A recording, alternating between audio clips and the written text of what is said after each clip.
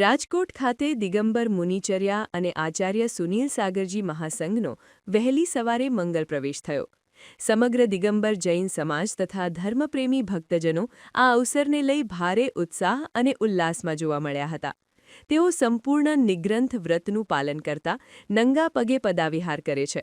દરરોજ અંદાજે 20થી 22 કિલોમીટર સુધી પગપાળા વિહાર કરીને તેઓ ગામે ગામે અને શહેરે શહેરે સંયમ, અહિંસાનો સંદેશ પ્રસારે છે.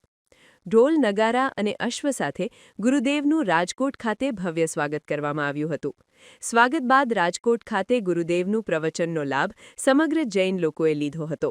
મારું નામ પ્રિયેશ જૈન છે. ગુરુજીનું 2024નું જે ચતુર્માસ અમદાવાદ ખાતે ગુજરાત યુનિવર્સિટી ખાતે યોજાયેલું હતું.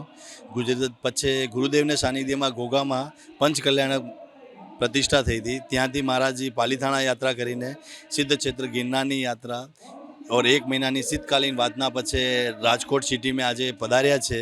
और ગુરુદેવના સાનિધ્યમાં અષ્ટાનિકા પર્વ અમારા દિગંબર જૈન ધર્મ માટે એક અષ્ટાનિકા મહાપર્વ આવે છે. આ પર્વમાં બધા માટે એક તપ કરવાનો મોકો છે. આ તપમાં મહારાજજી ક્યાં વિહાર નથી કરતા ઓર તપ કરે છે બધા. તો આજ અષ્ટાનિકા મહાપર્વના ઉપલક્ષમાં સિદ્ધ ચક્ર મહામંડળ વિધાનનું આયોજન કરવામાં આવેલું છે. 24 તારીખો લગાડી 3 તારીખ સુધી આ સિદ્ધ ચક્ર મહામંડળ યોજાશે. મહારાજજી લગભગ 4 દિવસ મેં 105 કિલોમીટરની પેદલ પદવિહાર કરીને આજે રાજકોટમાં મંગલ પ્રવેશ કર્યો છે. રાજકોટમાં લગભગ અમારા 300થી 400 માણસ જોડાવાના છે. और कार्यक्रमમાં સિદ્ધ ચક્ર મહામંડળ વિધાન છે.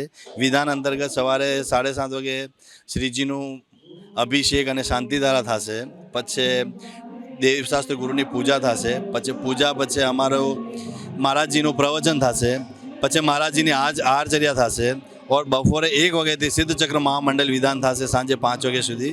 और સાંજે 7 વાગે શ્રીજી और આચાર્ય શ્રીની મંગલમય આરતી થશે.